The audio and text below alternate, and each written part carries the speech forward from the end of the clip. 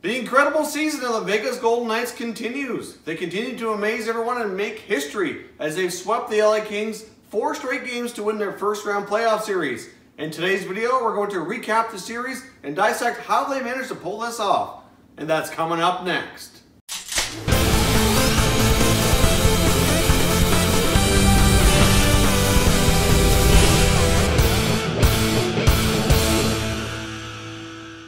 Welcome back to another video here at Top Shelf Hockey. If you're new to the channel, thanks for stopping by. We review and discuss all 31 NHL teams. So if you're a huge hockey fan, consider subscribing and clicking the bell so you don't miss anything. So we had a chance to witness some more NHL history last night. We saw the expansion team, the Vegas Golden Knights, continue to amaze everyone and complete their sweep of the LA Kings as they won Game 4 by a score of 1-0 to take the series sweep and move on to the next round. So not only are they in their first season, but they're the first NHL team to clinch a spot in round 2 of this year's NHL Playoffs. What an amazing story this has been, and as soon as you think they've gone as far as they can and the story's going to come to an end, they prove you wrong yet again and continue the story. They apparently still have a few chapters left to write that we haven't been privy to yet. So it looks like they're likely going to match up next against the San Jose Sharks, but that chapter hasn't been completed yet as well, as they still continue to battle the Anaheim Ducks. The winner of that series will have the daunting task of facing these Golden Knights, who just continue to defy the odds and have nothing but tremendous success on the ice. So last night was Game 4. We saw a 1-0 shutout victory. Marc-Andre Fleury was an absolute beast in the net for the Golden Knights. He was tremendous, made a lot of big saves,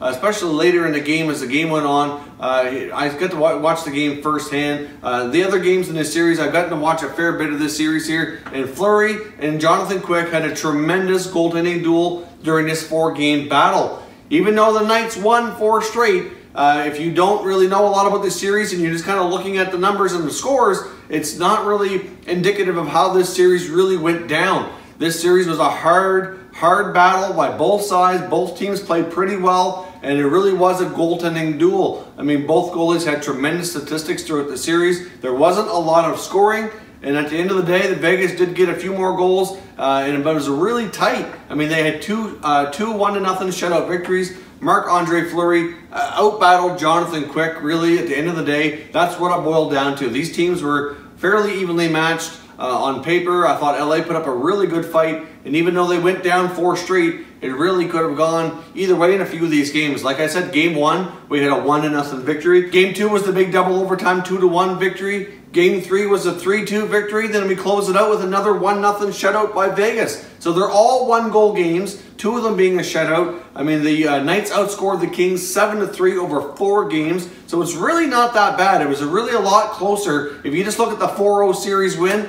and you haven't had a chance to watch a lot or look at a lot of the underlying numbers, it might seem like it was a landslide victory and a mismatch, but it was anything but.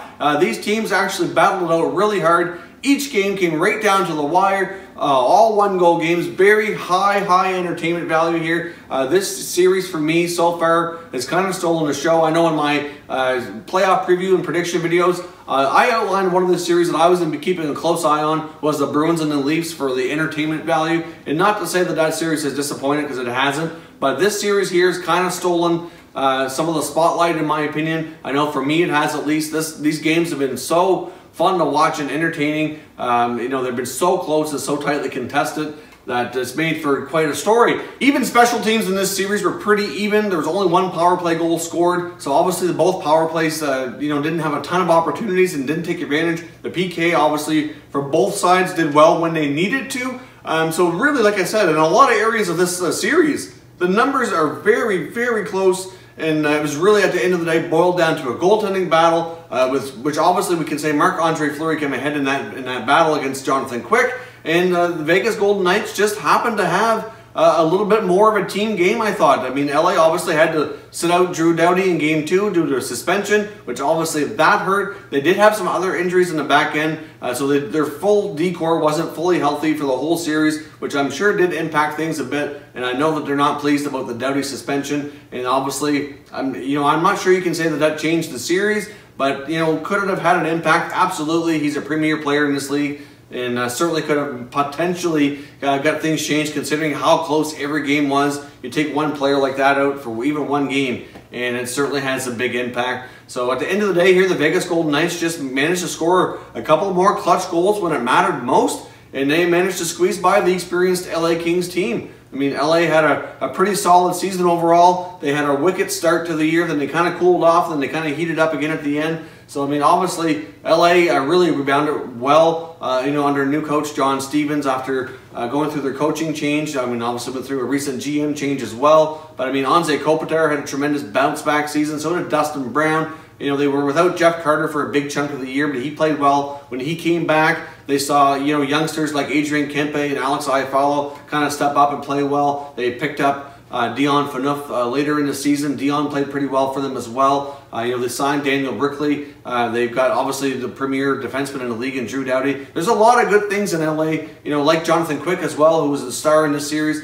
There's a lot of things to like about this Kings team. And they have a ton of experience, and they've won the Stanley Cup a few times before. So this is not a foreign thing for them, but for some reason the Knights just overtook them and scored those clutch goals. And at the end of the day, it really boiled down to goaltending, in my opinion, to settle this series. Now, of course, in Game 4, to enhance the story, obviously, as we know, the Golden Knights players have been playing with a chip on their shoulder all year. They felt like cast-offs that their previous old teams didn't want or need and left exposed in the expansion draft.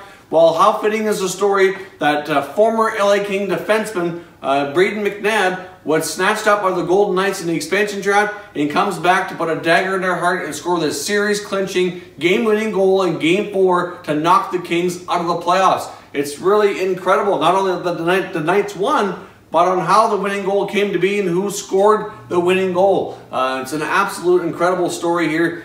These guys are for real. I know, like a lot of people, early in the year, before the season ever started, I assumed they would probably finish near the bottom because most expansion teams in the past have. Boy, was I ever wrong on that. When it came to doing the bracket challenge or doing playoff predictions, I predicted that the Kings and Knights series would be a longer series, 6 or 7 games, but I really thought that the high level of experience and past Cup championships on the LA Kings roster would give the Knights a really solid go, and then they would actually end up taking the series. Well, was I ever wrong yet again? This team continues to defy me. I swear I will not bet against the Vegas Golden Knights again. Every series they're going to be in for the rest of the playoffs, I probably will pick them to win because they continue to defy the odds, and every time I go against them, they've proven me wrong. So that's good on them. They've had a tremendous, tremendous season. Now, if you want really good coverage on the Vegas Golden Knights, since obviously they're a newer team, there's not a lot of YouTube channels covering that team specifically. There's obviously a lot of channels like this one here and some others that cover all teams, and we'll discuss the Golden Knights from time to time. But if you want dedicated Vegas Golden Knights coverage, and you wanted reaction videos to either pre-recorded or live streams, then you want to check out my buddy Vegas Golden Knights coverage. Louis does a fantastic job on his channel. Obviously, this is his first season with the channel, and his channel's growing at a really good rate right now. He's had a live stream going last night while the game was going on, where he's interacting with a lot of viewers, and that went incredibly well for him. These live streams have been a really success for him. He posts a lot of videos recapping every game, and he also has a lot of reactions to big moments in Vegas Golden Knights hockey here. So if you want Vegas Golden Knights coverage, then that's what his name is, and that's how he'll keep you covered. There's a link to his channel down in the description. He just passed 500 subscribers yesterday during the live stream. It was a tremendous success, so go check him out. Consider subscribing. You're going to get all kinds of great coverage and content and great entertainment from Vegas Golden Knights coverage. So go check him out, subscribe, and tell him that Top Shelf Hockey sent you. You won't be disappointed. Don't forget as well, we have a 1,000 subscriber giveaway coming up here very shortly. We're on our way to 1,000 subscribers. We're hoping to reach that goal here very soon. So as soon as we do, we have an NHL Adidas hat to give away, so we're excited for that. So if you're new, consider subscribing, not only for the great content, but to be part of the giveaway as well. If you haven't done so already, check us out on Twitter. You're going to find our Twitter handle on the screen right here. It's linked down in the description. We're very active on Twitter, so certainly check that out as well. As always, thank you very much for watching, everybody. We will catch you next time.